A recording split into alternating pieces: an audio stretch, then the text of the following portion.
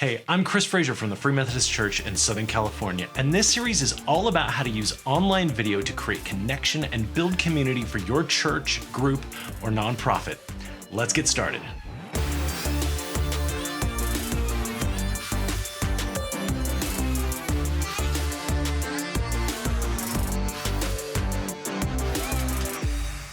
Let's get this out of the way at the beginning. If you're already recording your services and meetings and posting them online, you can probably skip this video.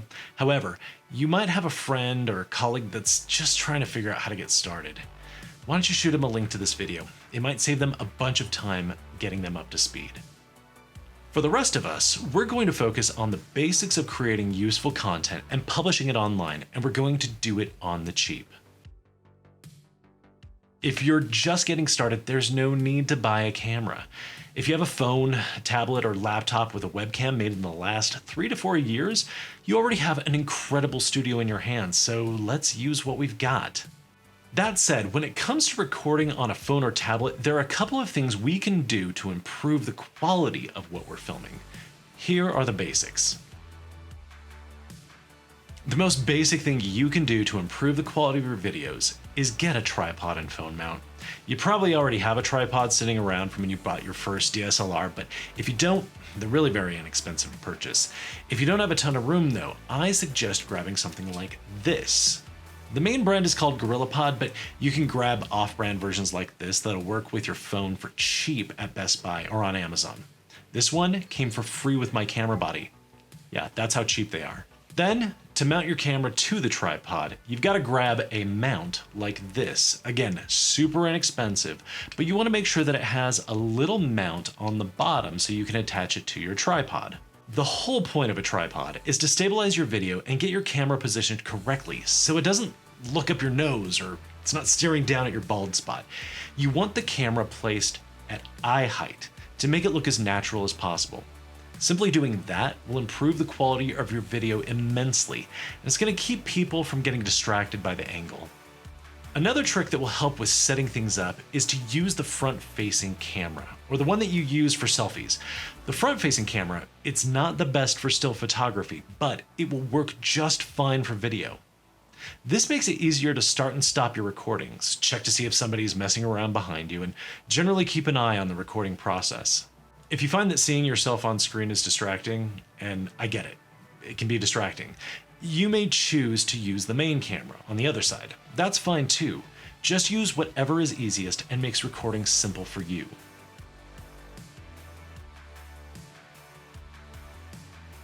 The next thing you can do to improve your videos is set up your recording space and light it appropriately.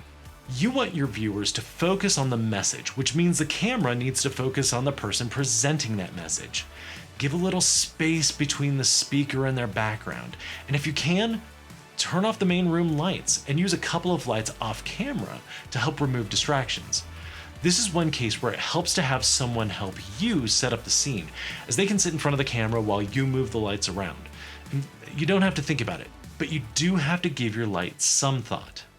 If you need help figuring out lighting, there's some amazing videos on YouTube that help explain how to use the lighting you already have to make videos that look awesome. Using microphones effectively can be hard, even for people who know a little bit about sound.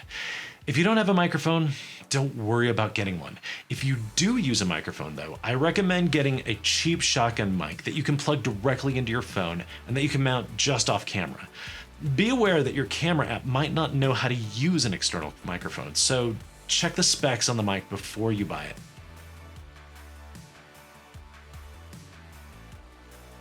I know I'm going to get comments on this one, but having recorded a ton of gifted preachers and speakers who stumbled through their delivery and then repeated themselves and had a hard time staying on topic, using a script and a teleprompter is not cheating and can improve the quality of your presentation. Just make sure to take the time to get to know how your software works and read your message out loud using the teleprompter before you start recording. For software, I recommend using some of the free web-based options that can load right up in your browser on your tablet, laptop, or phone. There's a couple of great options available, and I've linked to them in the description as well. Again, just make sure to play with them to see what works best for you. When it comes time to record, the most important thing you can do is minimize distractions. I'm not talking about things that might distract you, but things that you might do that distract your audience. If you're recording at home or in your office, just let the people around you know that you're planning to record for the next 15 to 30 minutes. Ask them nicely to keep the sound to a minimum and avoid walking into the middle of the recording. Assuming you aren't caring for a toddler on your own, that's pretty much all you'll need to do. But once you're recording, don't allow yourself to get distracted. Say there's a fire truck going through the neighborhood with the sirens running. Don't stop to acknowledge it or apologize for the interruption. If it's really bad, you can always start the section again and cut it afterward, but I generally suggest just going with it. Most of the time, your audience won't be aware of the thing that you thought was so distracting, and focusing on it in your video just makes things awkward. Keep going and finish your message. When you're done, watch your recording and if you need to, shoot it again. If you're keeping your message to a decent length, it shouldn't take you long to shoot another take, and you might find that your delivery improves with each iteration. Okay, now we're gonna publish. Wait, aren't we supposed to edit our video before we publish it? Yes, normally that's how the process works, but because we're using YouTube to publish our videos, we've got a really cool video editing system right in our browser. We'll get to that next, but for now, let's focus on how to upload what we just recorded. Let's assume that you already have an account on YouTube, and if you don't, check the links in the description for how to get started. And you want to upload your recording. Being primarily a tool for self-publishing, YouTube makes that incredibly easy. If you're using your phone, just click the camera icon and select the video you want to upload. From there, you can trim the start and end of your video, give it a title and description, and select your privacy options. I recommend setting the video to private or unlisted until you're ready to publish. Hit the upload button and wait for your video to finish publishing. If you're working on your computer, you can copy your video from your phone to your device. That'll be different for every phone manufacturer and computer system, so you'll have to check the docs online. To upload your video though, just sign into YouTube, click the camera icon at the top of the page, and click Upload Video. This brings up the Upload Video panel that will guide you through the steps to start your upload. You won't have an option to trim your video right now, but don't worry about that. We'll have a chance to do that later. Once you've started uploading, you can add a title, description, thumbnail, and any additional information that will help people find your video. Just like on mobile, you can select your privacy options. Again, we're going to hold off on making our video public until we're ready, so select either unlisted or private. Now that we've got our video up on YouTube, let's clean it up a little bit. You'll need to do this from a computer, so set your phone aside for the moment. Make sure you're in YouTube Studio by clicking your profile picture at the top right of the screen and selecting YouTube Studio. On the left sidebar, you'll click on Videos, and assuming everything went right, you should see your newly uploaded video at the top of the list. Click on the thumbnail, and you can start working on cleaning up your video. The Details section is all about making your video easy for people to find. Make sure to give your video a meaningful title. If it's part of a series, make sure to mention that. One thing you don't need to do though is put the date in the title. YouTube already allows you to specify the recording date on the More Options tab, and adding the date to the title just makes it messy. Your description is where you want to spend the most of your time. The description is one of the main ways YouTube knows what your video is about, and it's used for when people are searching for stuff. You absolutely will want to add a short, Twitter-length summary of your message to your description. And don't get too clever. If your description doesn't include words people might actually type into the search bar, you're being too clever. Think about what else you might want to add to your description. You can add links to your website. You could add the name of the speaker. You can include scripture references and links to other sites. The description is where you have the freedom to provide interactive information for your viewers, so make the most of it. There are lots of other options on the Details page, so take some time to get to know what's there. You'll definitely want to make sure to check out the More Options tab as well.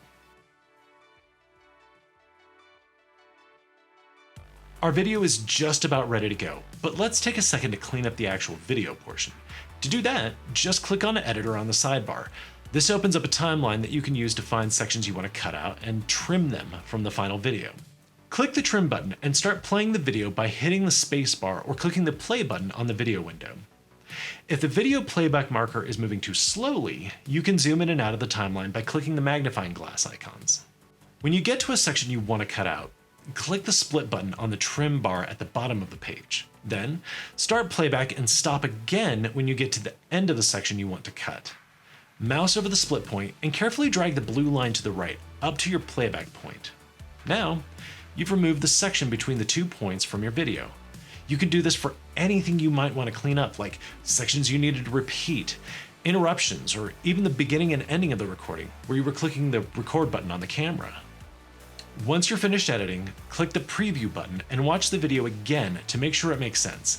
If everything looks good, click the save button and head back to the details editor by clicking details on the left. When you're ready to go live, click on the visibility option on the right and select public if you want your video available right away, or click schedule to set up a timed release. Now that your video is live and out there, it's time to share it with your group. From the video details page in the YouTube studio, you can grab the video link and from there, share it by email or put it on a link on your website or share it on your group's Facebook page. Just remember, if you don't share it, people can't find it. You also might want to consider posting a reminder to people the next day or sometime during the week after you publish. This is a great way to give people a chance to hear your message, even when they're really busy with other things. I hope this was helpful and get you started with publishing your messages online. There's obviously so much more we could do, like adding lower thirds, logos, or title cards, but that's honestly stuff that can come later as you develop your online audience. For now, keep it simple. Focus on the message, and the rest will come when you're ready.